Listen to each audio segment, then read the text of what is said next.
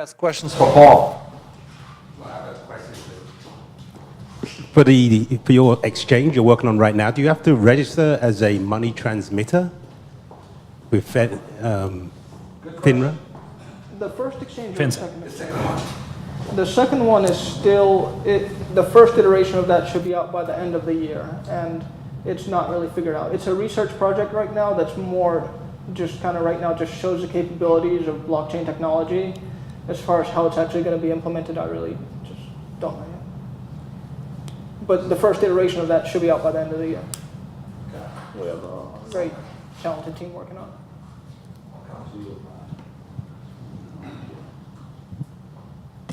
The 4 DEX models, could you go over those again? The first one was order book, the second one market maker. The fourth was batch model, kind of a batch auctioning mechanism. What was the third one again? Auction, the Dutch auction that I was explaining. Oh, the Dutch auction, right. Yeah, sure. Since we're all asking hands on going, my question for you is, can you limit and filter out what you want, no matter what the most optimal value is for your trade? Can you? Oh yeah. Yeah. So, okay, so you're even though it's the most, if like either. Yeah, you're never. I'm sorry, I understand. You're never going to get something that you don't want. You just might not get everything that you want. Sure. Does that make sense? I see. Okay. It's like you're never going to get something that you didn't ask for, but you might not get the full trade that you wanted potentially if it can't be made with the global state. Okay. Someone has a question?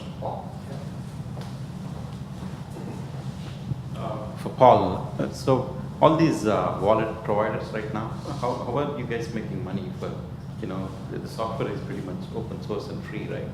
So how are you guys making money so far? That was my question. Yeah.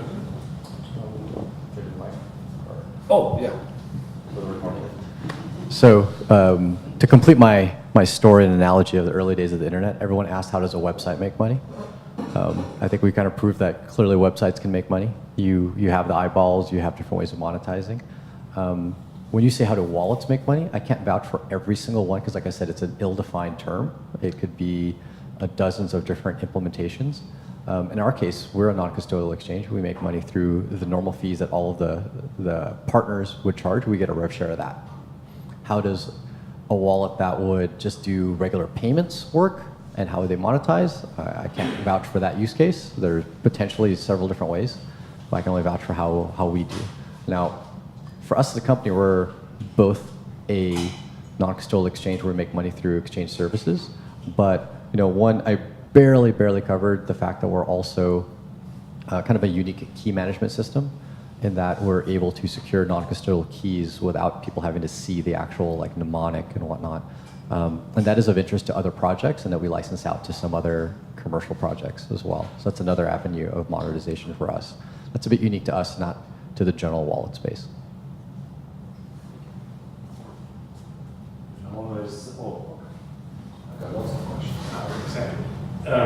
For Paul, I'm not a mobile developer, but I am dev, but and maybe this is something more the operating system, like iOS or Android handles, but how do you guys handle the key security for that? Do you do anything particularly special?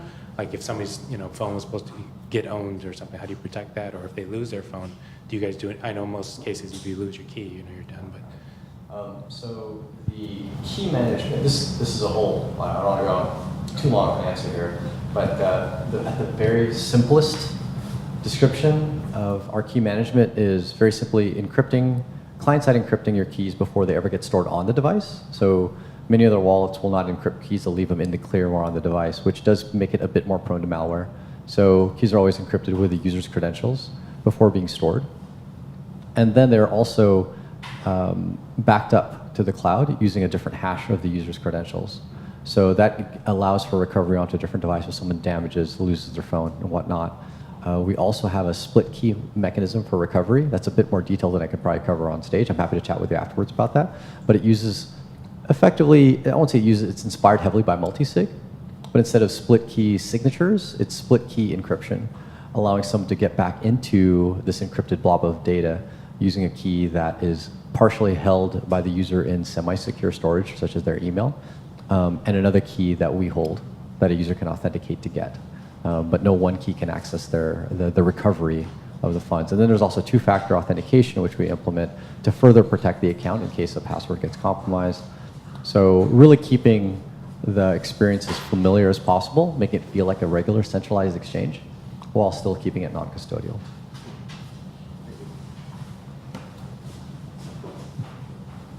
Okay, well, I have lots of questions, so if you guys don't raise your hands. So the biggest problem in quote-unquote crypto is legacy technologies, and they're specifically fiat on and off ramps. And they are most of the time super expensive. They are the friction, they take time and cost money. So I saw you had Wire on there. That's your fiat on and off ramp? And how much is that for the user? So Wire is one of our fiat on-ramp partners. They are our US-based fiat on-ramp partners. For native bank transfer ACH, they cost 1%. 1%? So we think that's definitely on a retail investor level very reasonable. No minimum? $20. I haven't actually hit the minimum. I don't think I've ever wanted to buy such a small amount that I went below their minimum. I think I've done a $20 transaction successfully. I thought I just saw that on Dapper, and they were charging $10 flat. $10 flat. So they might have different fee policies depending on the different partners. I know that a majority of the partners go with a simple percentage fee. And so we're able to charge a percent, and that's combined between what we would take and what Wire would take from that. And I think that's pretty reasonable. In other parts of the world, those fees go up. With different other payment methods, those fees go up. Credit cards tend to be much more expensive in the 3 to 6% range, sometimes as high as 8%. In some other countries, it just costs a little bit more. Like the actual fee to do a native bank transfer costs more than ACH, and you might see 1.5 to 2%. So you are absolutely right. The legacy rails are the kind of the big challenge. But I think as that gets more ironed out, more competitors start to play in that space, the fees can go down, especially with volume. Do you guys have a solution for that? On-ramp, off-ramps. I'm a big fan of Wire. I'm a big fan of Wire for you guys. Wire is a company that gives crypto companies a way to have users be able to buy into the crypto ecosystem as an API, basically, as a plugin interface. So right now, crypto companies are having a lot of trouble getting users into the ecosystem. That's why the centralized exchanges have so much money, because anybody that wants to get into crypto has to go through the Binance, through the Coinbase, through the centralized exchanges. And Wire is something that's coming out to solve that issue by allowing other things that aren't exchanges to get users onboarded, especially for small amounts without much verification, not as much as you would need on an exchange. They have, I believe, for deposits of $25 or less, very minimal verification. I'd like to make one little note, though, is I kind of felt the same way. I'm like, gosh, all of the centralized exchanges are the gatekeeper of people being able to get into crypto. That's why they have all of the volume and all of the attention. However, I think companies like Poloniex and Binance have bucked that trend because they were never a gatekeeper. Like, you didn't go through them to get crypto. Right? They didn't access the banking infrastructure. You had to deposit Bitcoin or Ether or some crypto that you already had. But even with that limitation, they show that there is a high demand for people to just simply be able to go from one crypto to another. Like just the trading of the crypto, whether at a high frequency trader level or at a retail investor level, there's a high demand for that, in some degrees exceeding the interest in fiat conversion. So with that, I think there is a lot of potential in the DEXs to be able to really exceed it. We can't even make the excuse now that's like, oh, they're doing really well because they have fiat on-ramps. Well, some of these non-DEXs don't have fiat on-ramps, and they still are doing incredibly well. I think one of the challenges of the DEXs are the user experience issues and the liquidity problems. I think you had the slide on the liquidity of the DEXs, and with them being mostly order matching, I think as you had mentioned, with an order matching DEX, if you don't have the liquidity, it's really hard to do any trading on there. And so liquidity begets more liquidity. Those are some of the, I think, the key challenges before we start seeing DEXs really start to be more broadly used by the ecosystem.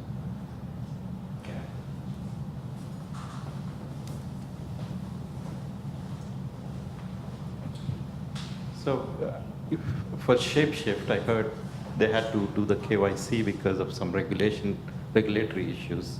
Won't you run into the same issues with your, aren't you doing similar to what Shapeshift was doing already? So we are not doing something similar to what Shapeshift is doing. We are leveraging Shapeshift and similar partners to accomplish. We're leveraging Shapeshift and similar partners to accomplish these swap services. So we do have Shapeshift integrated. They're one of our partners. They do require an account. Whether you call it KYC or not, you do require an account. And so user does have to activate an account before Shapeshift gets chosen as one of the providers. Other partners we have currently don't require an account. Many of them do what they call spot check KYC. If they see a transaction that they deem might be, I wouldn't call it fraudulent because it's crypto, you can't fraud crypto, but subject to suspect AML, then they could do a spot check KYC. And they definitely do that. I've been spot check KYC by one of our partners using our own app. So we leave it to them to deal with what they deem as compliant transactions. All of the transactions flow through them. Since we're non-custodial, it goes directly to them, directly back to the user, from the user to them, to the user. In the case of fiat, as I'd mentioned, some do, some don't do KYC. In the case of crypto to crypto, same thing. So if it's over a certain amount, they will spot. They don't expose that.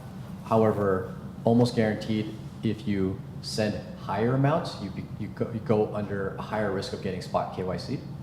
And if you send or receive some of the more private currencies, you have a higher chance of getting spot KYC. If you do Monero, soon private Zcash, things like that, then you have a higher chance. But they're not going to publish their thresholds or rules. But it'll have a mix of that plus IP addresses, plus addresses that are a part of the transaction, and what transactions have you done in the past. But they're never going to expose their kind of secret sauce, because otherwise people will work around it. But realize that they do these spot AML checks. Yeah, I have a little bit to add to that, kind of. So decentralized exchanges kind of break down into different layers of being on the chain. And some exchanges, like for example, the Dutch exchange that we built, it's entirely on the chain. There's nothing that's off the blockchain that is operated on that exchange. And so any user can potentially access it through an address on Ethereum. Now, there's different trade-offs on exchanges based off how much they are on the chain or off the chain. And for example, IDEX is one of the most popular ones right now. It's a very good user experience, but right now they're implementing KYC because to get that user experience, they've had to move their order book off the chain. Now, IDEX cannot take your money, but some percentage of their application is off the chain. It's owned by an IDEX company. And basically, the more off-chain that you go, the more you're going to have to do verification, because then you have a company behind it, and that company can be targeted. And there's various layers of trade-offs. Another popular, Uniswap, for example, is completely on the blockchain. 0x is, again, halfway off the chain, halfway on the chain. And that was really. There is one partner that is in development right now for Edge, Total, and they're an API to multiple DEXs. They kind of take your order and route it to the DEX that can service that order. And conversations with them, they currently do not do any checks at all because it's full on chain. Like you go directly to the DEXs and go back. I won't say that's 100% not in gray area, but for now it seems pretty clear that there's much more low-hanging fruit for government to target with respect to, hey, are you this partial on-chain or not, and should you be doing KYC? But their service, at least, for the foreseeable future, will not require an account because it goes directly to DEXs.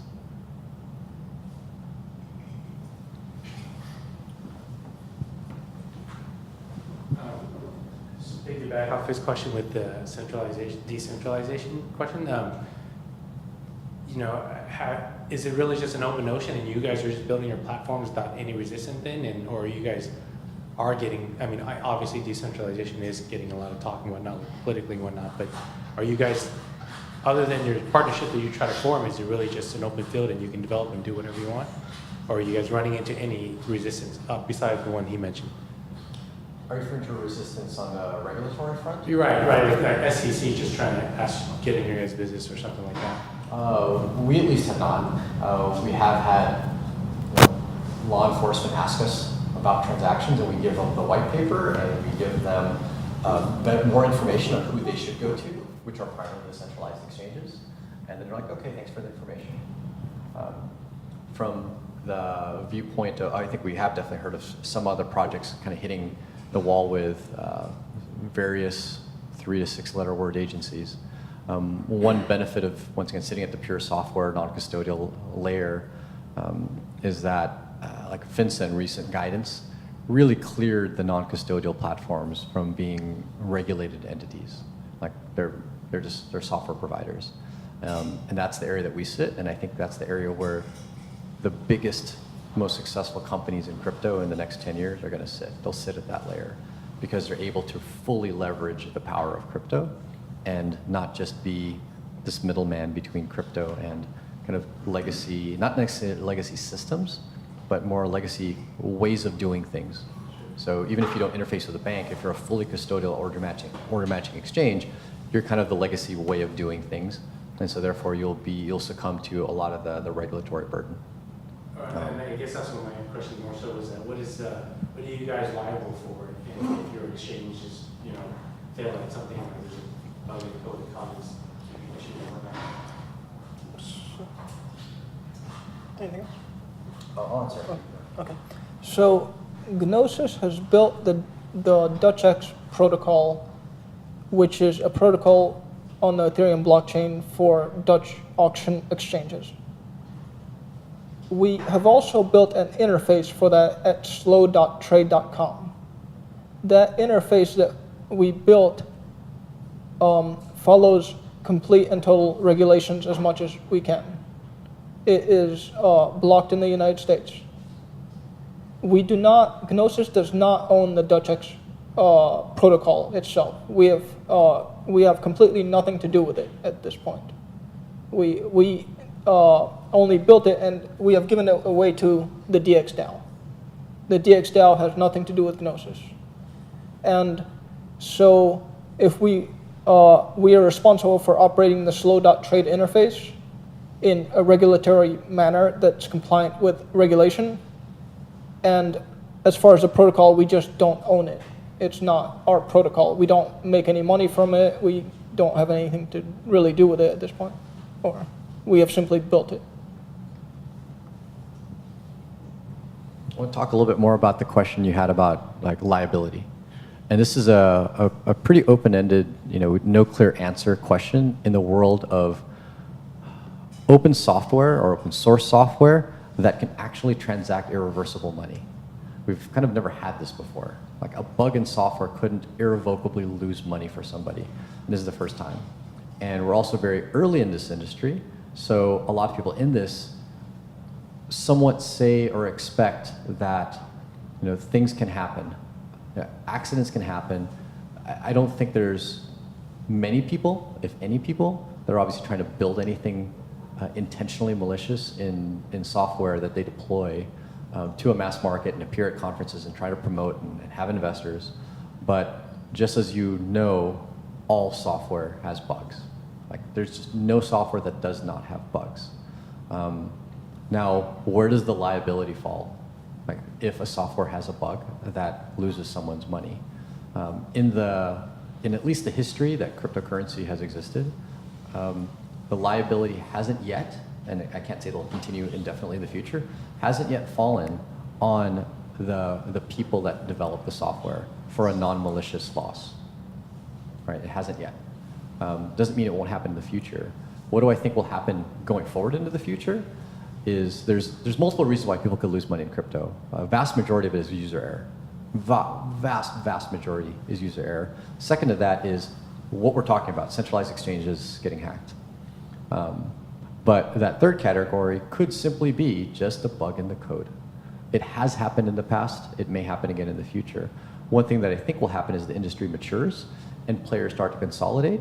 barrier to entry gets much, much higher is that we start creating some much more rigorous standards by which we develop the software, since this is financial and sensitive software. There's things such as ISO standards that a lot of manufacturing industries have, healthcare industries have, healthcare machinery have. Those will very likely start to get applied to cryptocurrency software. And I'm not a fan of what I call regulation and requirements, but I think what will happen is if you kind of do have some of those standards, you'll be much more preferred by the industry and by users than people that don't have it. But we're still early. I won't call it move fast and break things era, but need to move fast because things are breaking era. Like, we have to adapt to a changing environment around us. And so those standards are far too rigorous to be applied to where cryptocurrency is today, because you're more likely to break something by not doing anything. And those standards force you not to do anything or move incredibly slow. And since the ground underneath you is moving so rapidly, you have to be running at the same time. Otherwise, things will break underneath you. But I think that'll change over time as the protocols start to consolidate and things start changing. The network stops changing as much. State of the network, we find some more of the vulnerabilities. And then those ISO standards can come into play. And then you can also build insurance on top of that. And we've thought multiple times of, sure, we can't insure someone's just arbitrary money loss as a non-custodial private software solution, because they could always fake it. Like, they could fraud us and say, I lost my money. But what you could insure against is a known discovered bug that loses someone's money. Because that you can kind of prove, yes, we actually screwed something up, whether it be a random number generator, or generating an address incorrectly, blah, blah, blah. That you can kind of insure against. And I think come maybe 10 years down the line, that's what you'll see in the largest players in the software transactional capability of cryptocurrency, is some of those standards come into place. Yeah, like software bugs. Yeah. So nobody can, with these decentralized exchanges, there's absolutely nobody to run. If there's a software bug, if you lose your money, you use these things at pretty much completely your own risk, and that's going to happen for all of it. Now, all the serious projects in the industry, we use a process called formal verification, which is a way to mathematically verify that the contracts do what they're supposed to do. That's a lot of where the money goes, actually, to get these contracts verified. For the Gnosis Dutch X, we have gotten it verified 2 times. It's an expensive, tedious process that all the serious projects in the space do, and a lot of money goes towards that. But that stated, you use these things at your own risk. So can you talk a little bit about upgrading something like DXDAO? Okay. It's not possible, but Yeah. So the DXDAO is going to have a lot of powers, potentially. Including the power to change the Dutch X protocol into whatever its members deem appropriate. Whether it could be anything, literally. I have no foresight into what that's going to be. But the DXDAO can change the Dutch X protocol. And that will change the smart contract code on the blockchain. And this is done through a pattern. And that will happen with a 24-hour warning, like a time lock, to where, so that the DXDAO cannot act maliciously and just do something bad. It happens with a time lock. But it completely controls and can do anything with the code for the Dutch X protocol, whether that's to add more tokens, whether that's to add a different model. I could foresee the DXDAO funding the development of another decentralized exchange, potentially doing something like that, adding features to the Dutch X protocol to make it somehow better, but I really don't know. I have no foresight on that. The world is a oyster.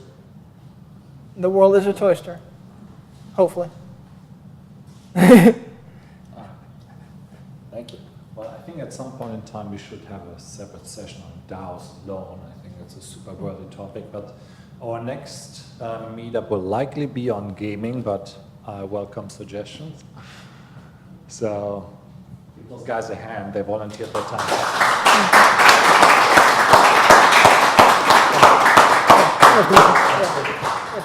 Great stuff. Thank you. Appreciate it. Very good. Well, we gotta have a second set.